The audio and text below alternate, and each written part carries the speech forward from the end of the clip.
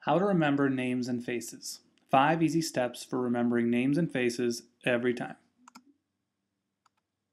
Now, one of your primary jobs as an actor is to be memorable. Training your memory and remembering names and faces is one of the best ways to make them remember you. And since you're an actor, imagine how valuable it would be if you remembered the names and faces of everyone you met at an audition, at a first rehearsal, at every opening, benefit, or reading you were a part of, or even in tech rehearsals. Now imagine how that would make you feel. And now imagine how that would make them feel. Now, the best part of training your memory in this way is that it forces you to be present and in the moment, which is what you're striving for in your acting, right? And the more in the moment you are in your life, the easier it is to bring that into your acting. You don't have to turn it on when you're in rehearsal or on stage because you're already there. And this greater presence is going to translate into more abundance. It's going to give you deeper relationships, greater confidence, a larger network of connections, greater income potential, and on and on and on. Let's go through the 5 easy steps for remembering names and faces. Step 1 is to actually get the person's name. Step 2 is to transform the name into a picture. Step 3 is to focus on the person's DFF. I'll explain that in a little bit. Step 4 is to associate the name with the DFF. And step 5 is to review. Let's get started with step 1, actually getting the person's name.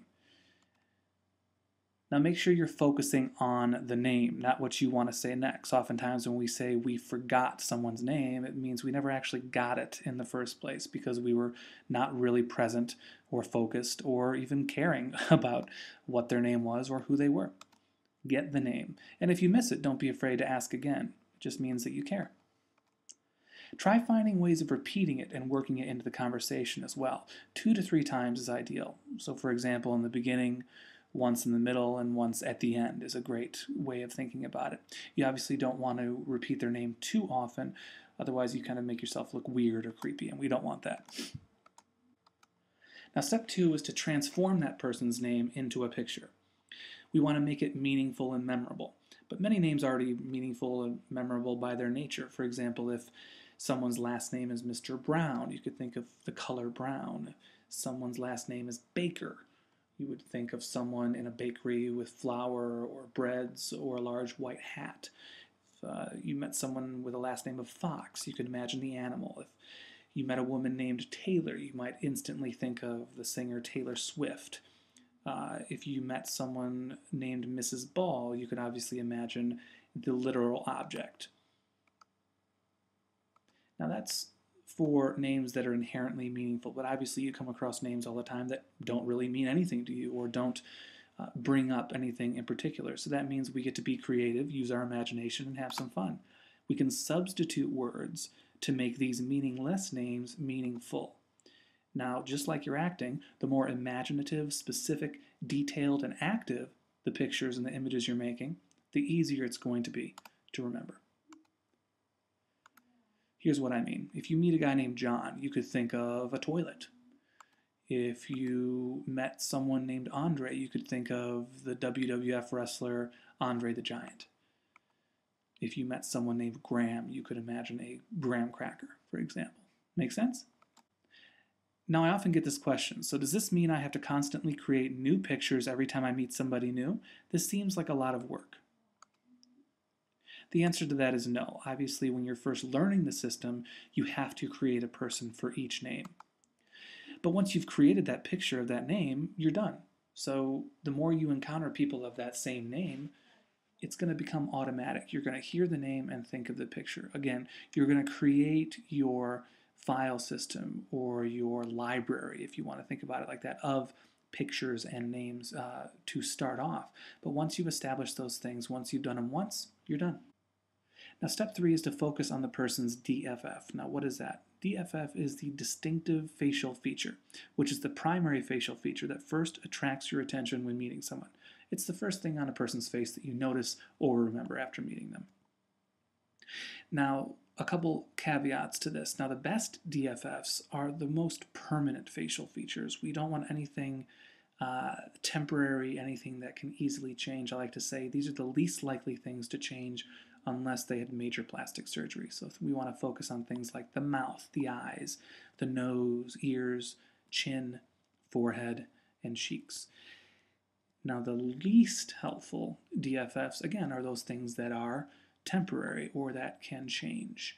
Things like hair, jewelry, makeup, clothing, teeth. Now, teeth are a wild card. Obviously, if you meet someone with a big gap in their teeth or with very crooked teeth or a very, very pronounced overbite or underbite or large front teeth, that can be something very memorable to hang those images on.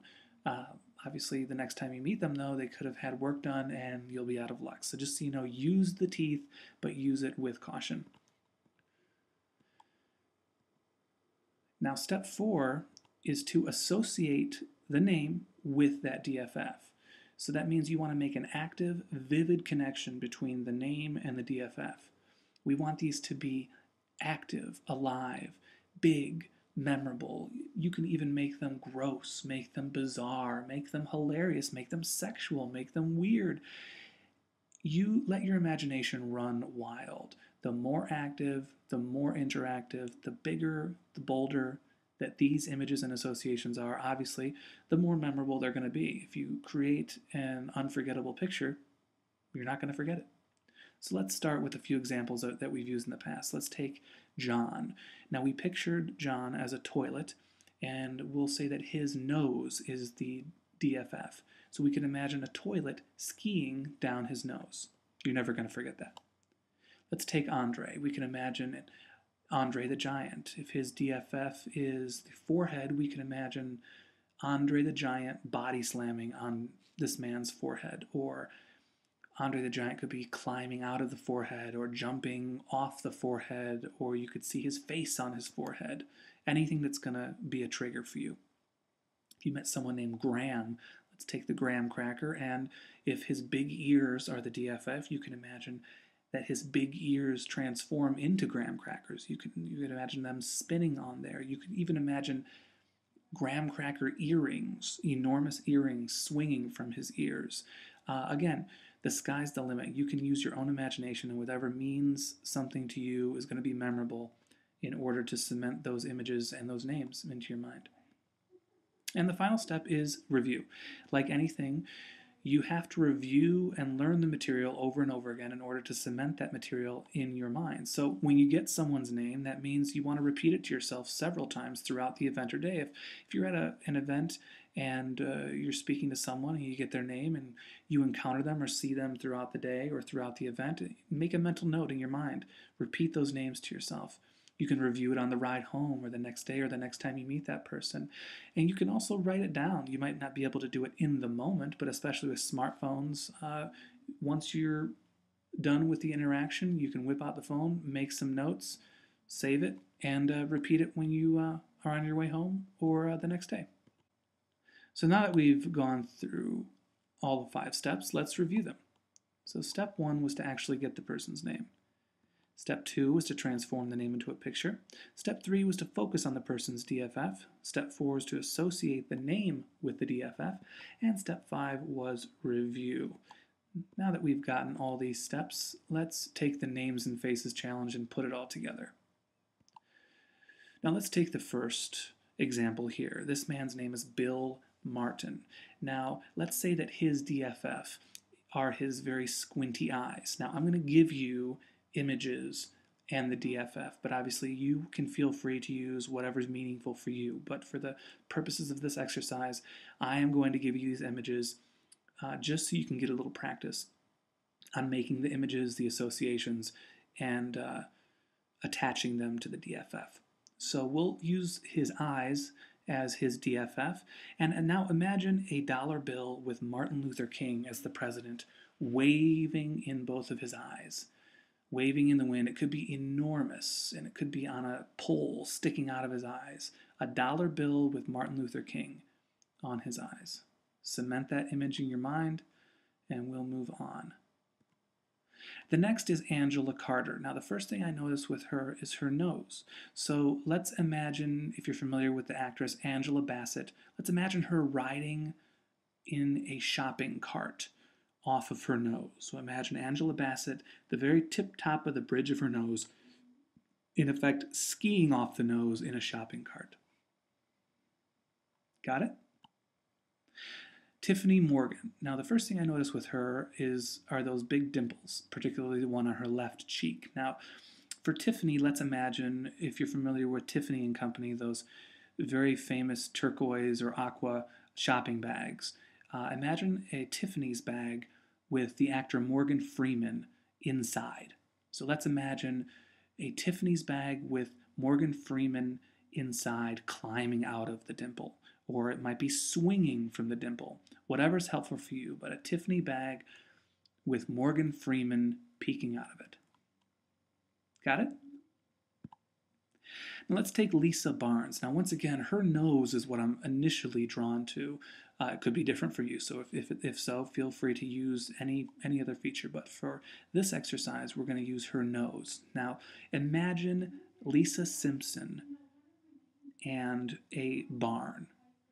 Now you can imagine Lisa Simpson running out of a barn. You can imagine a barn with Lisa Simpson's face painted on it.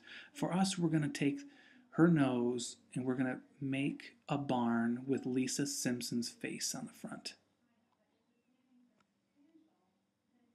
Got it?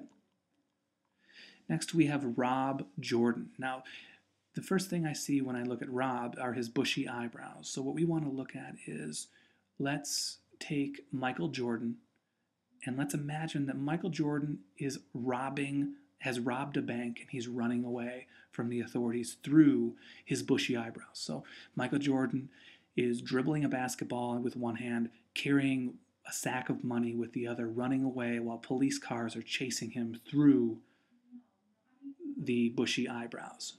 Rob Jordan. Michael Jordan robbing a bank. So now that we have those 5 names and faces, we're going to go through them out of order and make sure that we remember them. So let's go through what her DFF was. Remember the dimples? Now, what was associated with the dimples? If you remember the Tiffany bag and Morgan Freeman, you were right. Tiffany Morgan. Next, we have the gentleman with the squinty eyes. And if you recall the dollar bill with Martin Luther King, you would have remembered Bill Martin. Now this gentleman had the bushy eyebrows, and if you recall the Michael Jordan robbing a bank, you would have remembered Rob Jordan. Now we chose her nose, and if you recall, we were associating Lisa Simpson and a barn, and her name was Lisa Barnes, correct?